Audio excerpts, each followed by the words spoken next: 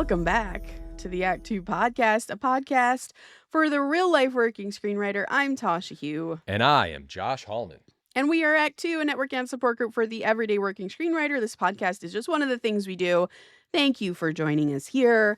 We also have a Patreon. Check it out, Patreon.com/ActTwoWriters. And if you join this month, you can join us for a Zoom Q&A that's happening at the very end of the month, where we are watching Running Man, not together on the Zoom, separately leading up to the Zoom. And then on the Zoom, we're going to talk about why it's a good action movie or why it sucks as an action movie. It made a lot of waves when it first came out in 1987. I remember because I was born in 1982, and my mom would talk about Running Man. Really? Kind of a lot. Like, she's like, this movie is like so groundbreaking, it's so surprising, and blah blah blah. My mom is not really like a movie buff, so that it penetrated beyond just sort of like a blockbuster fandom, right? So we're going to talk about that. Of course, it's the Arnold Schwarzenegger version. And why we're doing that is because in November, the Glenn Powell movie comes out, which is a reboot. So we can now do not only a study in action movies, but a study in adaptation and reboots. And I think that will be a blast. Big time. Let me just say, I think Running Man's one of those movies. I think I've only actually seen it once, but I know so much about it that I feel like I've seen it more than once, or I've seen clips of it, and I actually can't even fully remember the movie. Yeah. Like, I think I can, but I know I don't remember it well. So I'm excited to watch it again. I think there's going to be references in it that like became just like phrases and stuff in our world, which is going to be fun to revisit. I haven't watched it also in many, many years. So join us on our Patreon to be a part of the Running Man Q&A. You can cancel your Patreon subscription at any time, but if you do it now, you can join us on that. You can also DM us with questions, topic suggestions, always, or if you just want to say hi, and you can do that at ActTwoWriters@gmail.com, all spelled out, or on our Instagram and Twitter at ActTwoWriters. I am Story Thursday on Twitter and Tasha 3.0 on... Nope. Story Thursday on Instagram and Tasha 3.0 on See, Twitter. Tasha, look, you finally slipped. I'm Joshua Hallman on Twitter, or X, Josh Hallman on Instagram. So I was telling you about, I messaged you last night. You did. I was telling you about this beforehand, and I don't want to do this as a This Week in Writing because it doesn't warrant a This Week in Writing, but I just want to tell you my writing experience and discuss it on the Act 2 podcast. This feels like a This Week in Writing. How is it not? It's about writing. Okay, fine. This Week in Writing.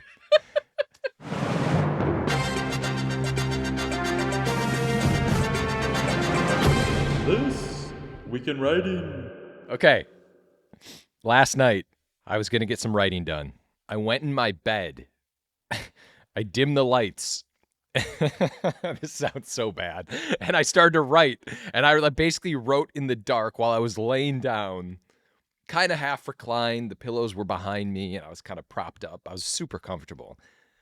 And I got a lot done, and it helped me focus in a major way. I had no distractions. I wasn't looking at things. It just felt like I was like battling my computer. It was a mano a mano, and I was in it.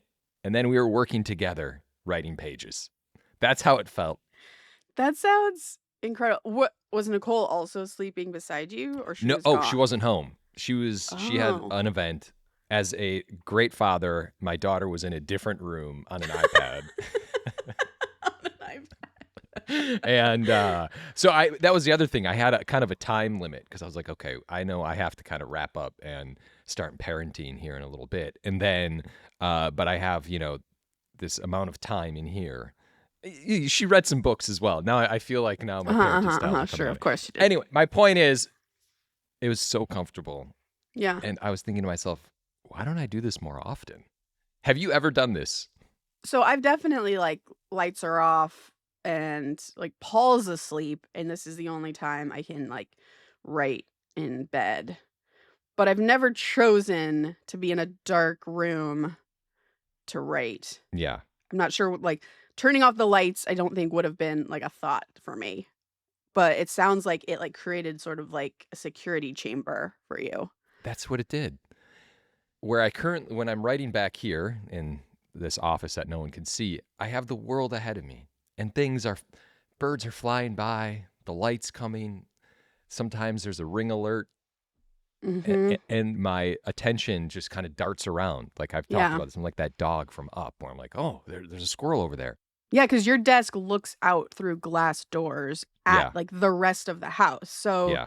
yeah, you have like your entire family, whatever's going on, like literally in front of you, Yeah. coming in and out maybe. And yeah. Anyway, bit of a life hack. I understand why people go to Yeah. cabins now to just write. You know, this is such a life hack that I don't do enough of is, hey, I have my spec idea. If I just had the time to write it, I'm gonna do it. But oh, don't I never have any time to write it. Fucking go to a cabin by yourself for a Mhm. 3-day weekend, and you will probably write the whole thing. At the very least, you'll write like half. Mm-hmm. Absolutely. I agree. love this idea. Life hack. Okay. Okay. All right.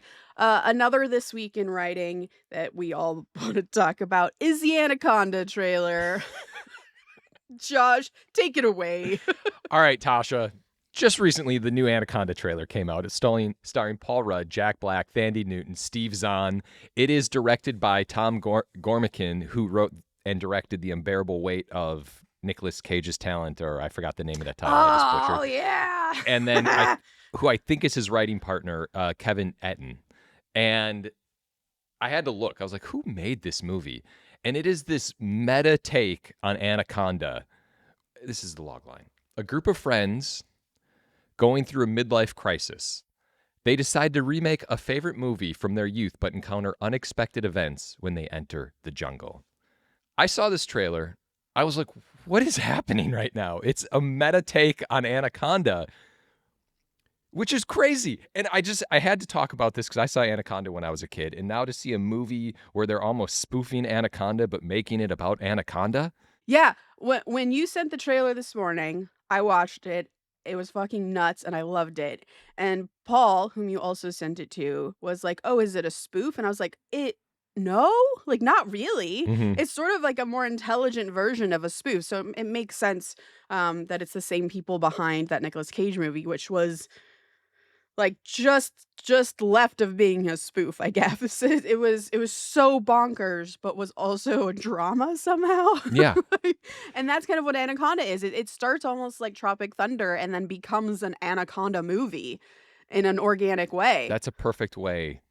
That's exactly right. It's like a Tropic Thunder with like a movie remake. And this is also appropriate, I don't want to dive into the main topic, but appropriate for our main topic because I was thinking, are these guys the go-to for movies that are somewhat a meta commentary on movies or movie stars? Like this is such an interesting lane to be in. Like imagine if someone's remaking, or making a movie of the making of Jaws or something like that. Or they're like, I'm going to take a boat in the middle of the ocean to film my version of Jaws. And then, oh my God, there actually happens to be a real shark out there.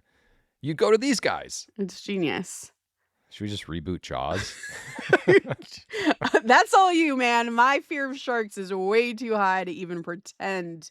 Because if I write this, then I'd have to be on the water, and that's the last place I'd ever want to be. The ironic part is we probably are both afraid of the ocean because of Jaws. Yes, it is the ironic part. So then are we the perfect people to write it? Two people tasked with writing a Jaws movie will not go into the water to write the Jaws movie. Anyway, just check out the Anaconda trailer. Yeah, check it out. I think that's going to be a fun watch. It's the Austin Film Festival time. Yeah. We got some messages, as we do every Austin Film Festival year, from people who have either had scripts or have scripts in the competition or movies in the competition. Congratulations to anyone who's been selected to the Austin Film Festival. I was in the Austin Film Festival many, many moons ago. One for a script and then a short film, which was in 2020. Wait, 2019. I'm looking because I have something over there. So things have changed. But do I consider myself an expert on the Austin Film Festival? I do. So the questions that people ask if you are going usually are, how do I approach the Austin Film Festival? How do I spend time how much time do I spend there? As a writer, what do you get into? We actually have episodes about this, but just to touch on it, if you're going, definitely go for like 4 days, 3 to 4 days. Go for your screening. Go for your script. Go out as much as you can. Meet as many people as you can. It is like a networking event set in Austin that is organic because you are all there for the exact same reason. I hate to say networking, but you meet a lot of like-minded individuals. I went to a bunch of panels. I would highly suggest going to panels. And if you are in the festival, now is a perfect time, if you don't have representation, to try to get representation and reach out to people saying, hey, I was in the Austin Film Festival. Will you read my script? That is a lot of information. So like adding that to your like query letters, basically, if that's the thing you're doing.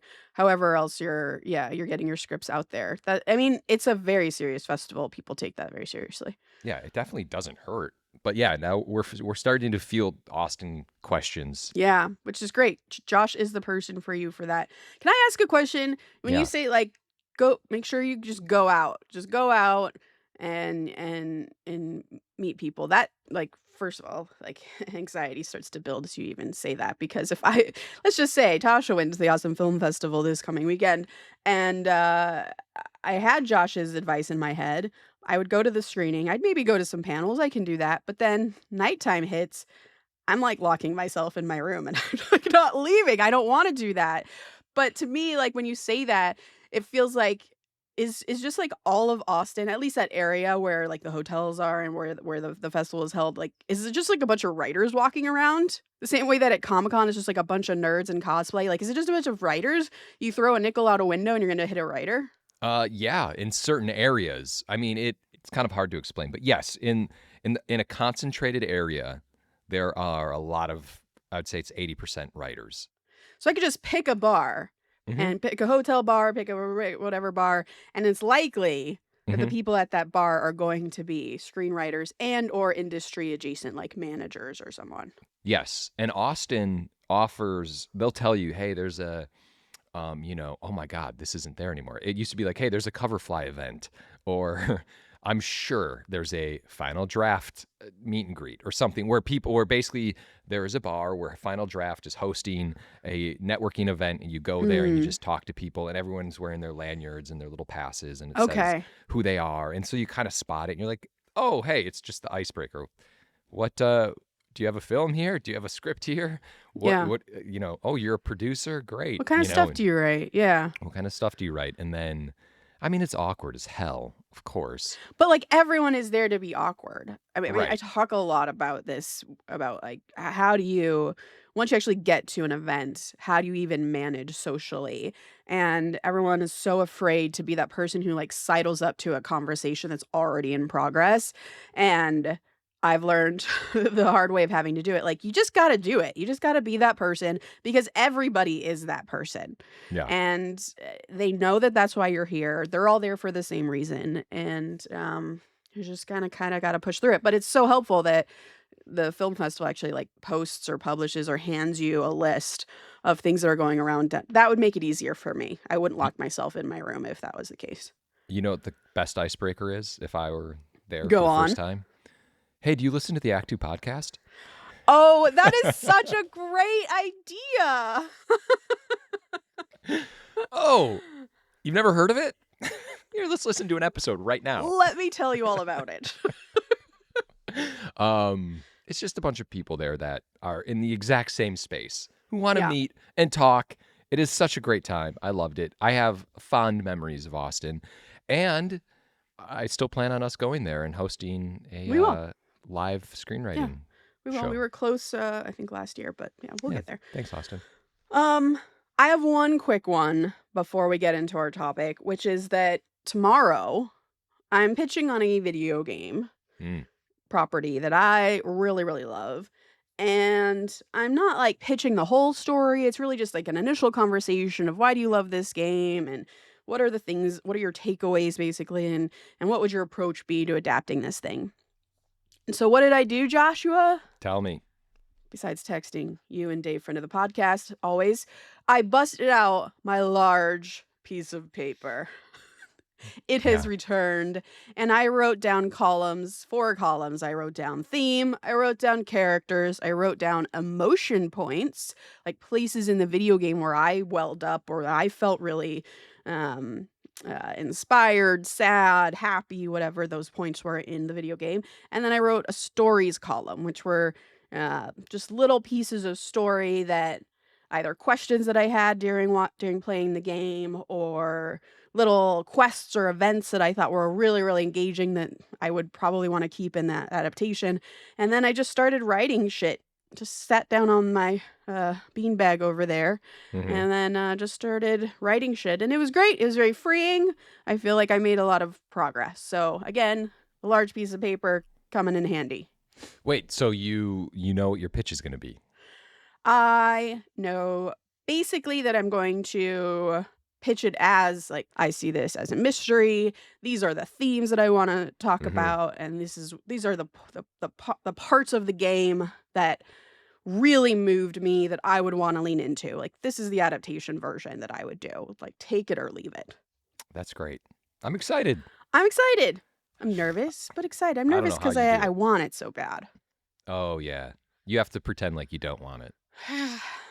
I mean, like, I am in a place where, and I'm like, this is actually a This Week in Writing. Like, I would usually approach these if I want it so bad, or even if I don't, if I just need the money, I would approach it like, oh my God, like, I will do whatever you want me to do. Like, you want me to, how do you want me to adapt this? Do you want me to adapt it this way? Yeah, I can execute that. But instead, I'm kind of like, I don't really want to adapt it if they're going to make me do something I don't want to do. Like, I want to adapt it the way that I loved it and the way that I experienced it. And if you want me to do something else, like, I don't think I'm the right person. I'm not going to enjoy doing it that way. So, I kind of maybe am approaching it with I don't give a fuck. This is it. Listen, there is no better place to be than the zero fuck zone. If you can operate in that zone Yeah. with sheer confidence, your life will be amazing. I'll let you know how it goes. Okay. If I crumble, if I meet expectations at Excel. All right.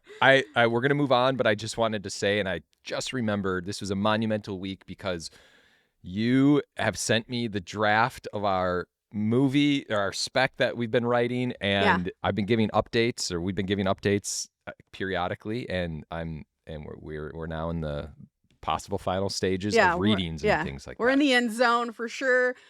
This is also This Week in Writing because we talked about last week that I don't do well with shame. I do well with positive reinforcement. Yeah. And Josh met my needs so well. He was so supportive. And he also gave me a deadline, which I requested. And he wasn't going to because he wanted to be very gentle with me. But I was like, no, give me a deadline and I will fucking hit it. That's true. But he also, he was like, I'll give you something nice if you hit the deadline. And I was like, oh, fucking hit this deadline. Yeah, don't You think probably forgot about that, but I did not. I did not forget about it. Trust me. I did not forget about it, and you did it. I did There's it. never a doubt. So, yeah, we're in the final stages. Thank you for your patience. Listen, this is why I didn't think I should have to talk about a deadline, because I know what you're doing. I know how busy you are. And then I was like, I trust her completely. I mean, I'm sure she's got stuff going on. And then you're like, I need a deadline. It's like, oh, okay. Tomorrow. Done. Yeah, you did actually. You finished it. All right. Did we do it? We did it. So let's move on to our topic of the week, which is we were talking about your screenwriting personality, because there are a lot of different jobs you can have as a screenwriter. And Derek Kolstad actually touched on this in our episode a couple weeks ago, how some of his writer friends, they just like to write specs, or they just like to do open writing assignments and not write specs and so on, which made me think we should talk about this because he is absolutely right. There are writers that I know who, for example, work in TV and 100% absolutely do not have any interest in being a showrunner. It's like basically getting hired at a company and you have no interest in getting promoted, right? They are perfectly happy being like a mid-level TV writer, or at the very most, like the number 2 to the showrunner, where you're paid the most. Besides the showrunner, you have the most respect in the room, but you have none of the responsibility, right? Sounds great. I know, it sounds incredible. I often think about that position. Why I think this is important to talk about is that a screenwriter's career can look a bunch of different ways, and they are all equally valid, meaning they will all earn you a living. They will all have their own unique challenges, their own unique benefits, but it really just depends on, I think, your personality as a screenwriter and also where your talents lie. And sometimes our talents are different, and that's okay. So I think of this as like a little personality test for screenwriters. I love it. All right. Yeah, We'll start. I just want to say this when I read this topic and we talked about it, I was like, this is great. We can break this down, and it's a good way to talk about it. I think it's a good way of thinking about it for sure. All right, let's start with the lone wolf, the idea person, the spec writer. Josh, tell us what your life is like. I love this life. Listen, this is definitely, I think, where the majority of my personality sits, is the ability to move on from one thing to the next. You get bored on something, you're like, I'm good, I'm done. I've written it, now I'm on to the next thing. I've always been attracted to this kind of idea and lifestyle. The idea of sticking to something for too long is kind of made me a little worried about, like, what have I just done with the last couple years of my life? That's just like my personality in general. So meaning like sticking with, like a spec is like you finish it, you're done. You move on to the next thing. Finish it, you're done. So like being able to hop to different projects that way is really helpful for you. Yes, like just being able to challenge yourself and say, okay, I've done this, now I can hop over to this. And even though one may argue that I write the exact same spec in different forms over and over again. I wouldn't argue that, no.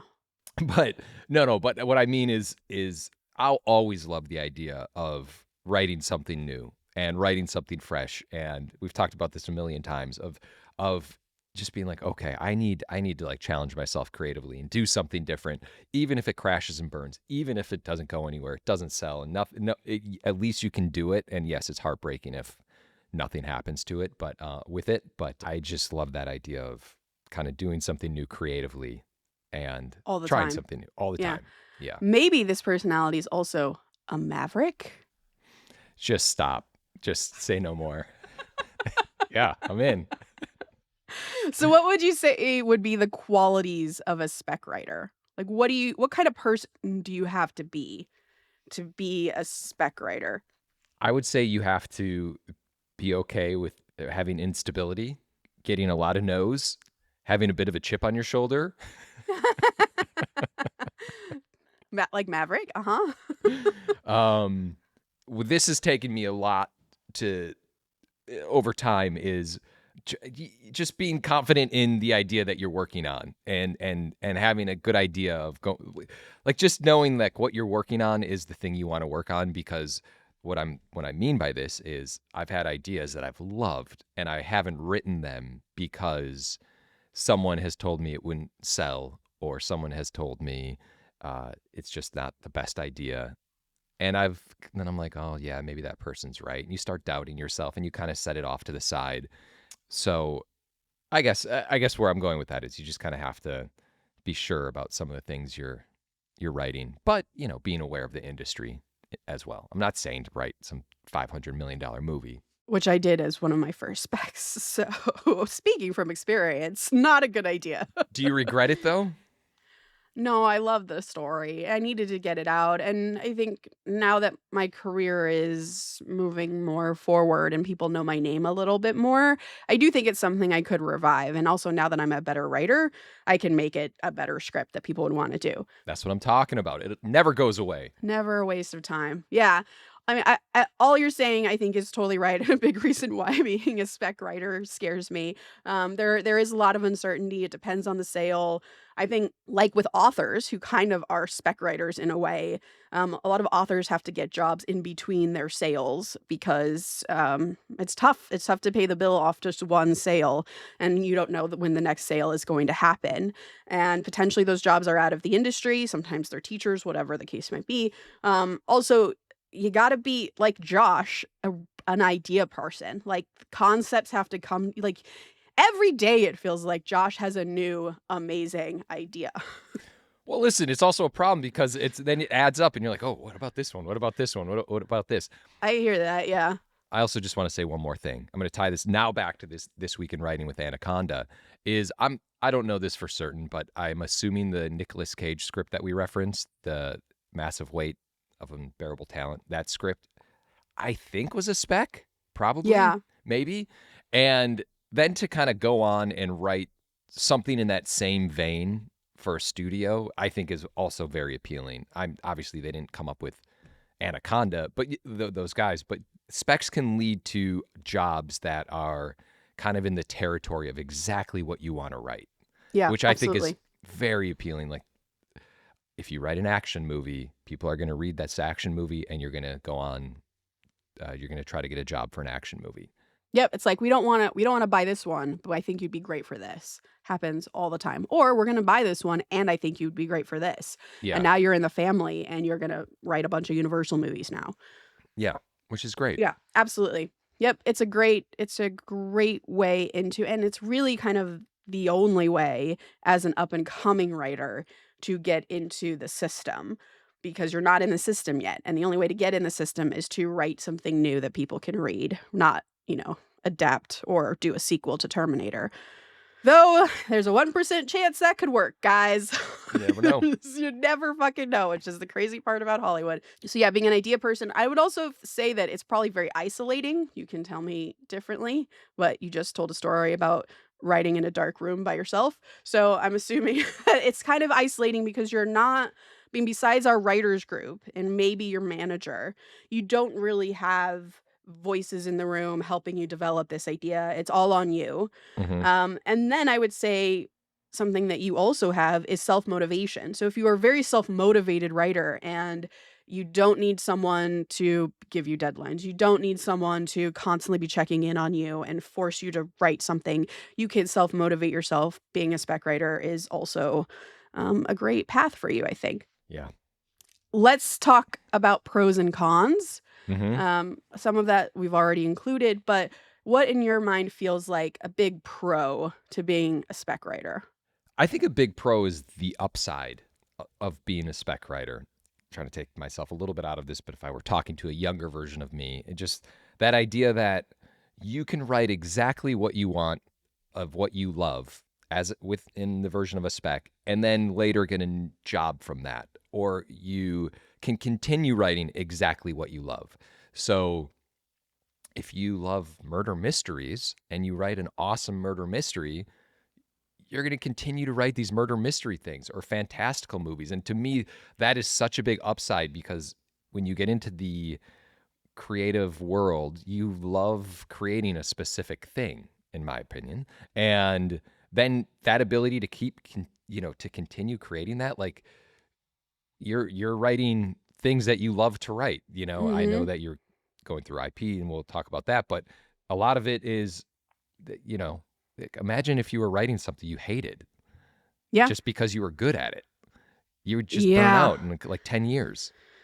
People do that. I know. People do that. I I've know heard. that. Yeah, we've talked to writers who do that. And no judgment, by the way, because that's how a lot of people make a living. But I also, we do know writers who who are just like unhappy and just Yeah. like, oh, this is a job that oh my God, it's another I job. don't And want to be yes, writing rom-coms. I want to be writing the next John Wick, but this Yeah. is what I'm getting. of course. Yeah, but specs can alter that course. And yeah, I mean, the reason I think I get to write big fantasy stuff and world building stuff is my biggest spec was a TV show that I sold to Amazon, but never actually got made. So now it's a sample, and it's a big fantasy Game of Thrones, King Arthur show, but it's very grounded. So it's like Mhm. exactly my lane. And so people can read it. And that's why I got my Witcher job. It's why I got Mighty Nine, I think. I mean, besides me just being a fan of it already and like having ideas, like they read that and were like, oh, this is the vibe we want. Let's hire Tasha. So yeah, that's a big pro.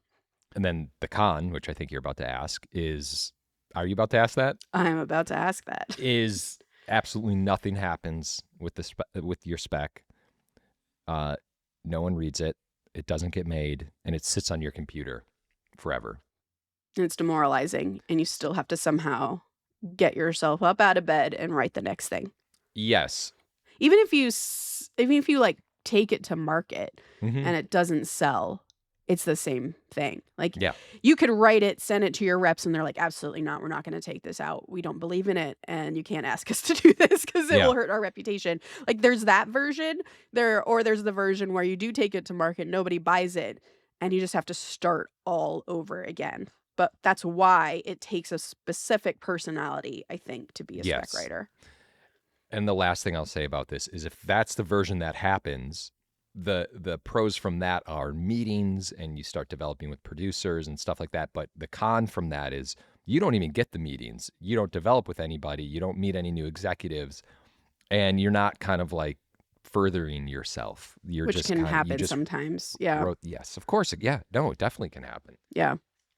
Anyway, All right. Next up, in terms of screenwriter personalities, is the giver, the helper, someone who helps make other people's ideas work.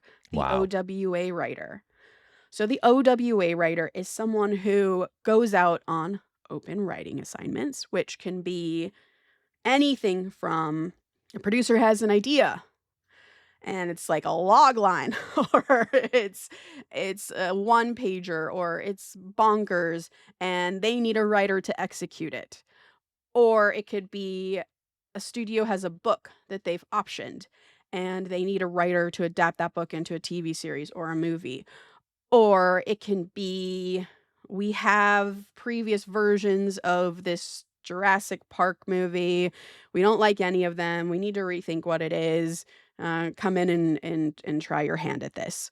It can be a rewrite. We're going to get into also like different versions of what an OWA writer is, because I think there are many kind of subcategories of what an OWA writer is. But just to talk about the OWA writer, it's much different than a spec writer. For example, you kind of need to have your finger on the pulse, or your reps have to have their finger on the pulse, meaning they have to know what opportunities are out there. These aren't things you self-generate. These are things that you get told exist, and then you get pulled in because someone has told you this opportunity is open. And it usually looks like you're reading a lot of books, you're playing video games, or you're watching anime, whatever, over a very short period of time, because you got to get through the content so that you can then figure out what your take is. And usually OWAs are going to be adaptations of some kind of property that the company owns, or again, like a pitch that they have no idea what the fuck it is. They just think it's a cool idea that a mother and a mother-in-law have to go on an adventure, and you have to figure out what that is, right? In. So if you're not great at coming up with your own ideas, but you are great at executing ideas where, original concepts just aren't your thing, then this could be the life for you, because you're taking in sometimes bad ideas and you're making them better, but sometimes they're really interesting ideas that, properties or books or concepts that you just never feel like you could have written on your own, either because they're like so crazy and just so outside of your brain, or because at the stage you are in your career, you would never be allowed to like write something like that on spec, right? Like you can't write that $300 million movie, but here's a book that could be a $300 million movie or TV show, and that's an open writing assignment, right? So it does sort of, I guess, widen your horizons in that way, or your possibilities.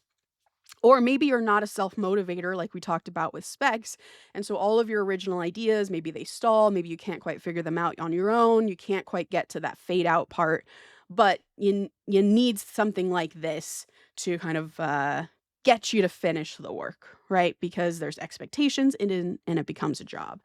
I think some of the positives of this job is, that an OWA can often be closer to being a movie than an original idea. And what I mean by that is whoever is hiring you to do this is fairly serious about getting this done because they're spending money on it. And if you're super lucky, maybe there's already a director attached. Maybe you're coming on to rewrite something, so it's actually a lot closer to being greenlit. It just needs like some touch-ups from you. It's definitely, I would say, closer to being money in your hand than a spec might be.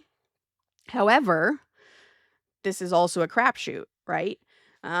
Which I'll talk about when we get to the cons. There's also a pro of if you do well at this job, if you are able to execute someone else's idea, the likelihood of you getting rehired again and again becomes quite high because this industry is small, people talk, and it is very hard actually to have a random writer you hire in an OWA execute a script so well that it pleases the bosses and then it moves that movie forward. It is actually honestly very rare to get a writer just kind of off the streets, as Hmm. it were. Someone who's not part of the family or a friend or whatever that you know and are confident in, just to be hired straight for that writer to execute at a really high level. And so if you do well at this job, it can mean a lot and it can mean more jobs to come. Another pro is you're not actually writing when you're doing an OWA life, you're not actually writing full scripts all the time, right? Like Josh, he has to come up with ideas from scratch, and then he has to execute those ideas. He has to write the whole fucking script, or he doesn't have a product to take to market, right? But as an OWA writer, a lot of your job is just pitching.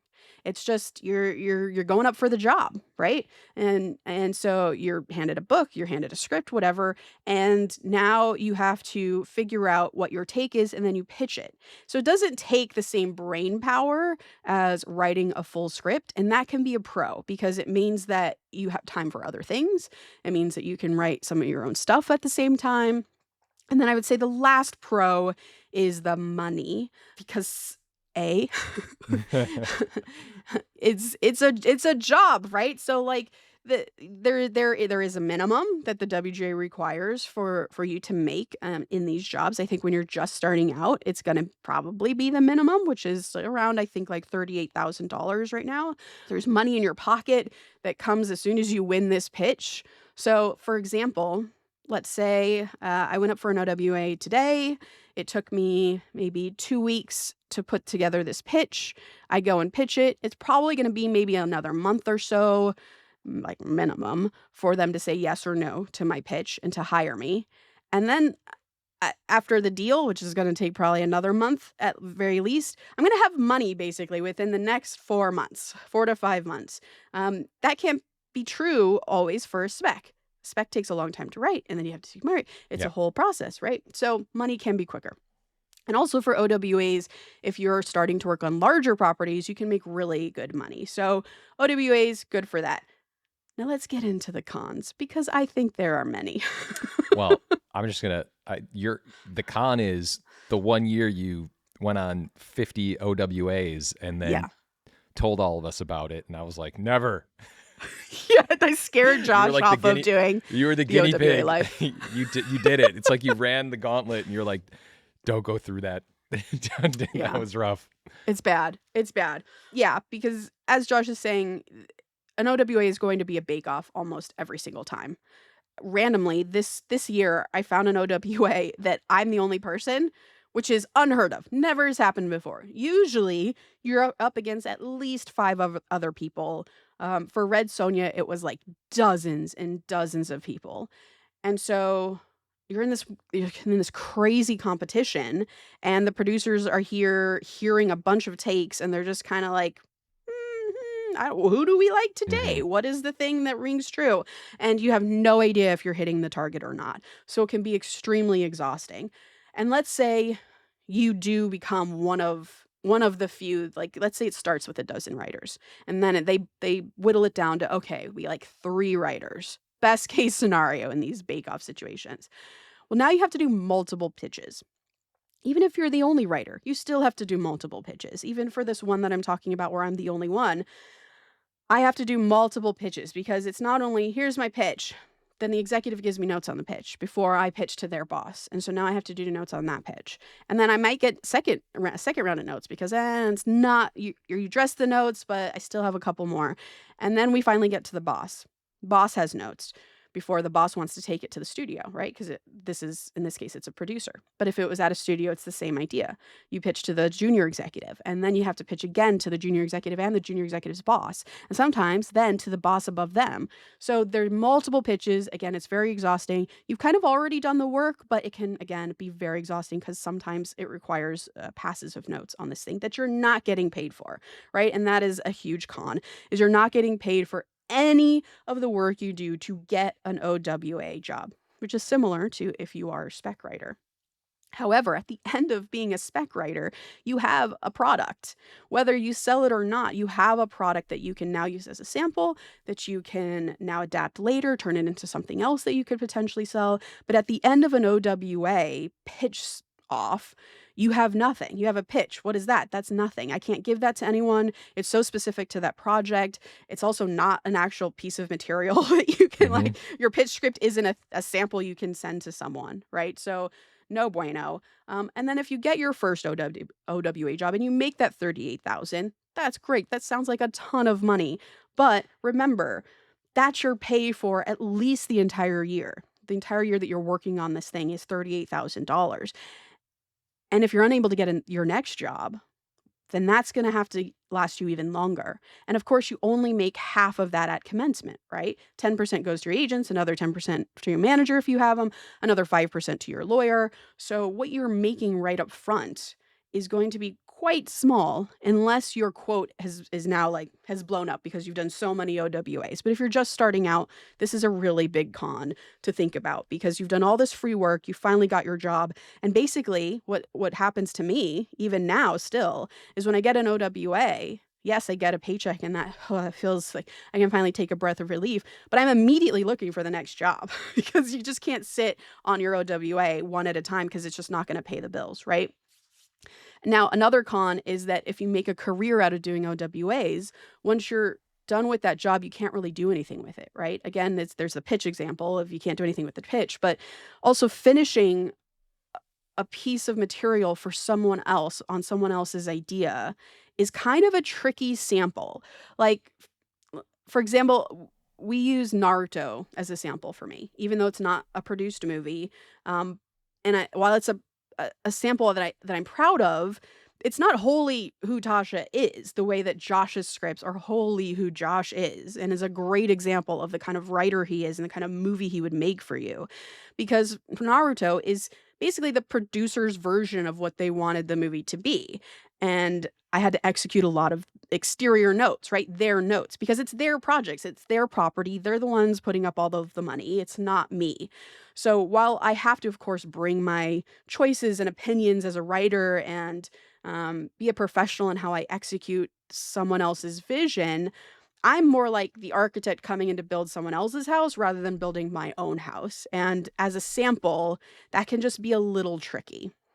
And then, of course, the last con is this year of pitching that Josh is talking about, where I was so poor. I kept doing these OWAs because it was like, oh, like money is so close. Like being able to pay my bills is just so close. If I just win this pitch, I'll have $38,000, right? and I'll get to pay my bills this year. And then I was like second place, and I was second place again. And then after a year of going through my savings, trying to get that next job, I had no money, and I had to get a full-time job back at Universal, where I'd worked before as an assistant, in order to start paying my bills and start the process all over again. So that can be a con of this life. And I think if you are someone who is able to both pitch and pitch excessively and also work on your own things so that you have an actual product to show for all of your hard work, then this could be the life for you. But it is very hard to make a living off of just doing OWAs, at least when you just get started. Boom. That was beautiful. Okay. Thank you. My rant on OWAs, which is, by the way, a big part of my career. It is what I do. So there are benefits. Okay, next up is the groupie. The person who loves community and having friends and sharing ideas. I'm talking about the staff writer. Listen, I also love all of that. But go on. The staff writer is someone who sits in a room all day with other writers and just brainstorms ideas and tries to help the showrunner achieve the best show they possibly can. It is so fun, you guys. You just sit and talk and, hey, what about if this happens? And what about if that happens? And oh, you have that cool idea. Well, what if this extra cool thing happened to that idea? And it's so fun, and you make new friends, and it kind of feels like, I mean, take this for the grain of salt. I hate myself for even saying it, but it's like when you go to war and you're in war with these Oh, people. You feel like you went into a battle and you've like gotten so close because it's like 12 weeks together in a room, all battling for the same thing. And then you leave and you're like, like I've just made friends for life, right? That's mhm. pretty cool. It's a pretty cool part of being a writer. Yeah. Usually your day is like, let's say for Witcher, my day was like 10 to 3. I mean, I remember texting you when I got my first staff writing job. I was like, wait, this is a job? Yeah. This What? is amazing. But that was an anomaly. There's no. No, my rooms are 10 to 3. There are many rooms, by the way, that are like 12 hours, but those are bad rooms. 10 a.m. in the morning. Yeah. Until 3 p.m. With an hour lunch break. with an hour lunch break. Dude, this is why AI is taking over. Oh man, it's because at a certain point people's brains die. They just aren't producing good ideas, and so you just got to let them go out into the world, be free. Do you know I agree with you, but there's the older version of me now that's kind of like, well, isn't that the reason we have a bunch of you? Oh my god, you as a showrunner is actually a little terrifying. So, remind me what the money's for?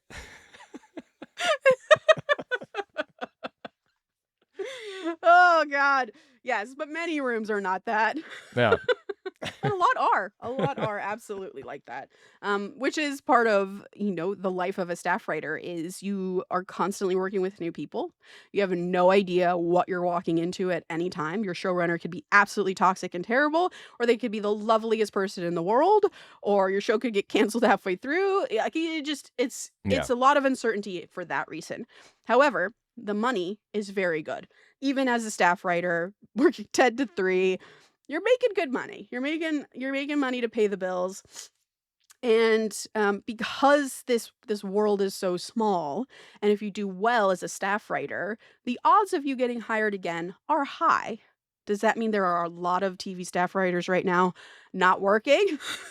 Man. Yes, that is very true, because that logic only works if there are a lot of shows out there being made, right? But being able to kind of get to the next job and get to the next job because people are recommending you, because that showrunner has a new room they want to open and they don't want to fucking take a chance on a new writer. You were great. I'm going to just hire you again. Mhm. Or my buddy over here who doesn't have a job and is struggling, I'm going to hire him to be in this room. So I found that to be very difficult as someone who was outside of TV for so long to get a job in TV. Just no one wanted to hire me. But once you're in, and that's a pretty cool thing. Because of your hours, to me, I think it's very low stress if you're a staff writer, because it's also not your idea, right? You're Mhm. just helping. It's like there's no stakes. It's crazy. There's no stakes. You're just tossing out ideas and you're trying to do the best you can, which then means that because the hours are, pretty manageable, and because it's low stress, because you're not spending your brain on your own stuff, you have time to work on your own stuff in the meantime. That does require a certain kind of person who is able to, again, your brain is tired by the end of 3 p.m. Because generating new ideas, building off of people, staying attentive from 10 to 3 can be very exhausting for your brain. So it does take a certain kind of person to also be able to work on their own stuff once 3 p.m. closes and you're on your own. But it's possible. It's at least possible, right? It's also not isolating. So if you're someone who doesn't like isolation, doesn't work well in isolation, this is a great job for you. Some of the cons are kind of what we're talking about, that the room can be very toxic, and it can be abusive. It can be exhausting.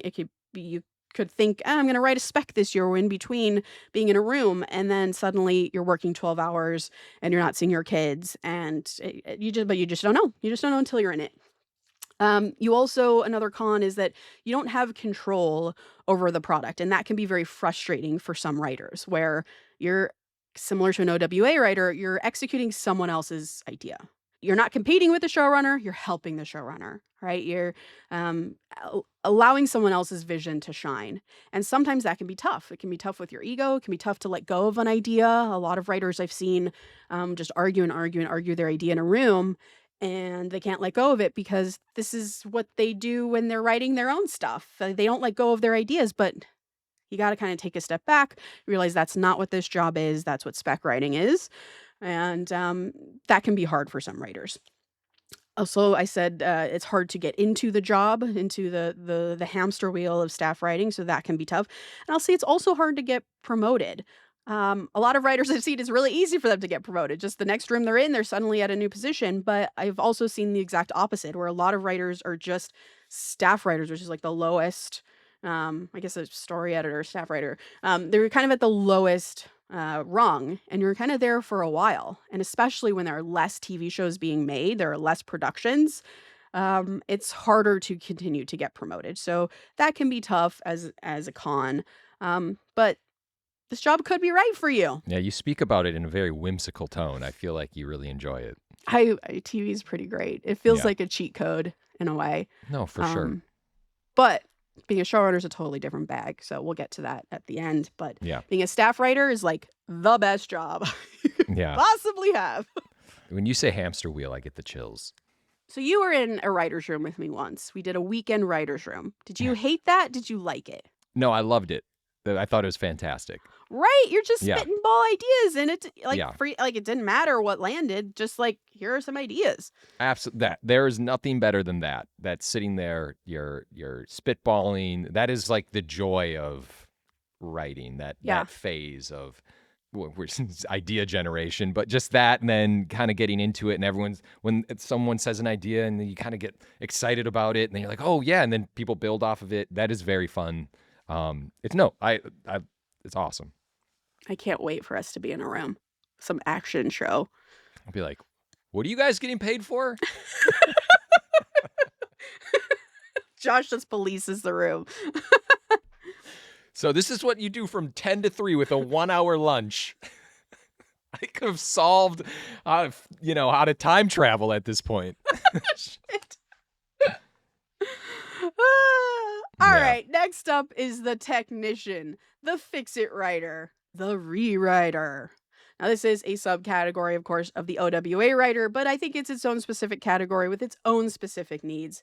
So as a rewriter, you're hired to come in and rewrite someone else's script specifically. Now, in my experience, not everyone has this skill set. I think some writers maybe can't handle working off of someone else's work.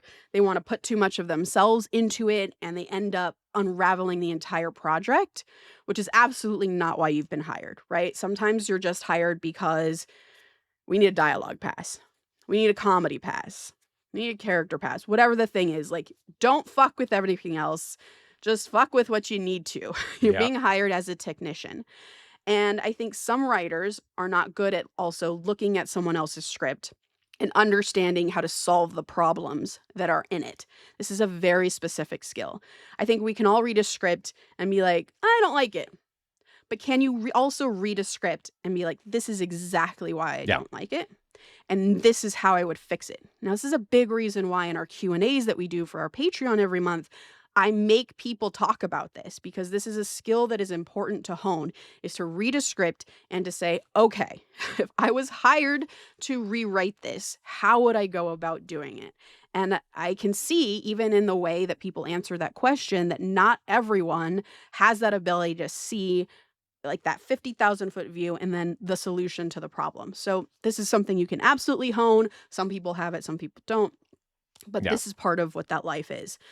Biggest pet peeve I think you and I always talk about is when a writer, I think we same pet peeve, is that exactly what you just said, that when you walk out of a movie and you're like, I didn't like Weapons. You're like, well, why didn't you like it? It's just, I didn't like that one character. You're like, okay, well, how would you have changed it? And when you don't have an answer for it, I think you're disqualified. Anyway. Absolutely agree. Yeah. We're probably very annoying to go see movies with. Yeah. Anyways, cons of this writing life is you can't really use this as a sample when you're done with it, right? You put, similar to OWAs and pitches, you put a lot of work into it, but you can't take it out as a sample because nobody can tell what's you and what's not. If there's two people's names on it, what did you do, right? Another con is you have to paint with someone else's paintbrushes on a canvas they've already started painting on, and that can be very difficult, not only creatively, but I think just ego-wise, it's tough. And I would say the money is okay. It doesn't get great until you've proven yourself, I think, quite a bit. There are writers who are absolute go-to rewriters. They are so able to get a movie greenlit from a script that was not ready, and that kind of technician makes a lot of money. As someone who worked at Universal as an assistant, I would get the like sheets that my boss would have to sign that had how much a rewriter was being paid for a week's worth of work. Sometimes hundreds of thousands of dollars for a Amazing. week. It's insane, guys. It's insane. This is why you hone the skill. This is why it's important to hone this skill. Yeah. Because you can make a very good living off of a fucking week's worth of rewriting someone else's shit. Okay? A pro of this job is if you're creating stories from scratch and that's tough for you, but you are really good at seeing the problems in other people's scripts and you are that technician, this is such a good job for you because there are very few people who are good at it. So if you're good at it, you will make a good living. I also think that it takes up less brain work than writing from scratch. So again, it's one of these jobs where you can be doing it full time, but also working on your own stuff, which is a great pro in my opinion. Next up is the wizard, the great communicator, the seer, the adaptation writer, someone who might not be great at coming up with their own original ideas and concepts, but boy, when you get a hold of a book or a video game or a comic book, you can write the shit out of that thing. Now, these writers typically need some other pre-existing material, some pre-existing structure, themes, characters. Even if they suck in the actual product, you know how to change them to make them great, and that helps you start generating your own ideas and your own great writing. So if you're that kind of person, adaptations might be great for you. The life of an adaptation writer is very similar to the OWA writer, and usually adaptations are OWAs. Where you need to be able to read things quickly or get through the IP quickly and be able to come up with a pitch, come up with an idea, come up with a take the way I am with this video game I'm pitching on tomorrow, why I love it, what I would do with it, etc. And I think some pros of this are you get to work on really cool shit. Again, like stuff that I don't think people would buy from me if I was writing them on spec because they're too big and they're too crazy and there's too much magic or whatever the fuck. It already passed that sniff test, so I get to work on it, and that's really fucking cool.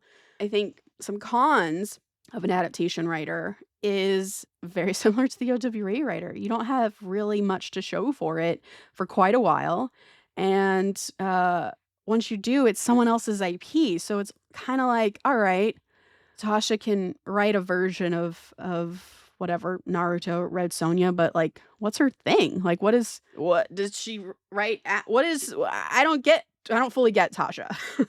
And that can be tough without a spec that just really hones in on who you are. I think another thing about adaptations that can be hard and that I'm starting to really feel now is it doesn't hit all of those creative juices. I'm not getting the same hits of serotonin that Josh is. I think I feel stuck in a rut of making other people's things cool and being forced to address their notes because again, it's their material, it's not mine, and I wouldn't choose to go this direction. And I can tell you, I'm not going to. I don't like that direction. But I'm just going to get fired if I'm not going to execute it. And so then I'll execute it to the best of my ability, but it's not the version of the movie that I would write. And that sucks. It doesn't feel great. And then that doesn't become a sample you can use later. So there's some sucky parts about it for sure. But this job can be really good for you if you're not necessarily an idea generator, but you're really, really great once you have sort of the building blocks of a story of putting it together. Last but not least is the boss, the head honcho, the showrunner, the executive producer, writer. Now, this is someone who Oh, I this thought can you were going be to call it the final boss, but the okay. final boss. Missed opportunity. Come on. I was waiting. All right, go ahead. Sorry, go ahead. This job can exist in both film and TV, but is mostly in TV because writers are very replaceable in film. But if you hit a certain level, you can also be, as you've seen, I'm sure, in many movie credits, an executive producer or producer on your own film. And that can give you some amount of control over the movie that's being made, which is really, really cool. But that usually takes a lot of experience, but so does showrunning, right? And the life of a showrunner is probably it is like the hardest version of all of this. You have to be really on top of your game creatively.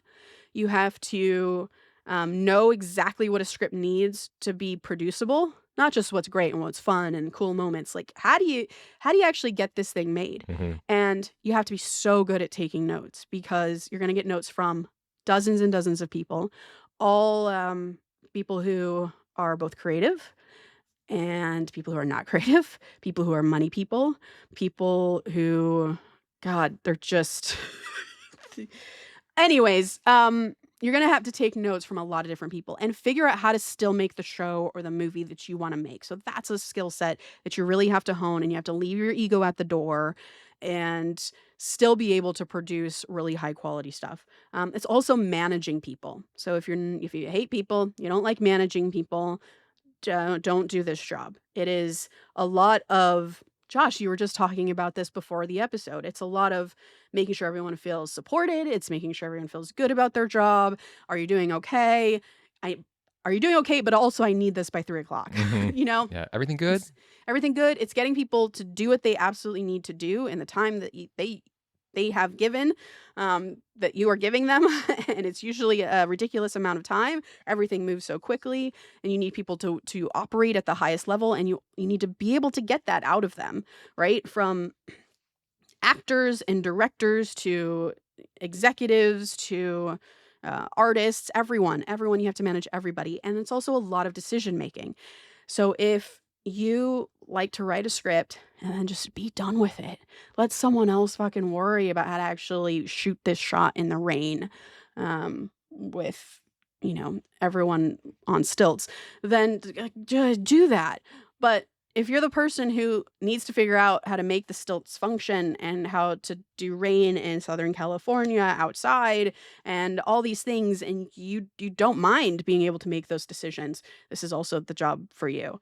To me, it's very close to being a director, someone who Mhm. knows how to like sees the whole landscape and then knows how to manage and control it and push everything forward in a really good way, hopefully a positive way. We've definitely seen examples of people who are toxic at this job and they manage it through fear and rage, but ideally you're not that person. Mhm.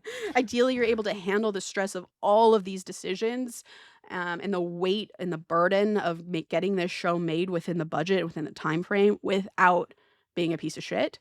The pros are the money is great. Money is so good. It will pay your bills for a while, and very few people are good at this job. So getting rehired, also a lot of potential there if you manage to do it well. The con is it's so fucking stressful. I have more gray hairs. I have nightmares all the time about my projects, and I, have a ton of anxiety and heart pressure like it creates a lot of stress, and it means that you have very little time for your family. You really have to make an extra effort to make time for your family, to make time for yourself. And sometimes you don't always succeed. My schedule is bonkers and it's different every single day. And maybe that's right for you, but maybe it's not. So that's the life of a showrunner in short, and those are the kind of the personalities for each of the jobs. That was great. Yeah? Yeah. Every job's different, and I think that's actually what's cool. I don't think we talk enough about how you don't have to just do one thing. Mhm. You can make a living off of like one subcategory of being a screenwriter. It's God, I pretty love the cool. entertainment world. It's great. It's great. All right, I'm going to take us out with the quote of the day. Do it. Who cares if the first draft is good? It doesn't need to be good. It just needs to be so that you can revise it. George Saunders. Please remember to rate and subscribe. Follow us at ActTwoWriters for more awesome writing stuff. You can follow me, Tasha at Story Thursday on Instagram or on Twitter at Tasha 3.0. I'm Joshua Hallman on Twitter, Josh Hallman on Instagram. And as always, the Act Two podcast is a production of Act Two, a network and support group for the everyday working screenwriter. This episode was edited by Paul Lundquist.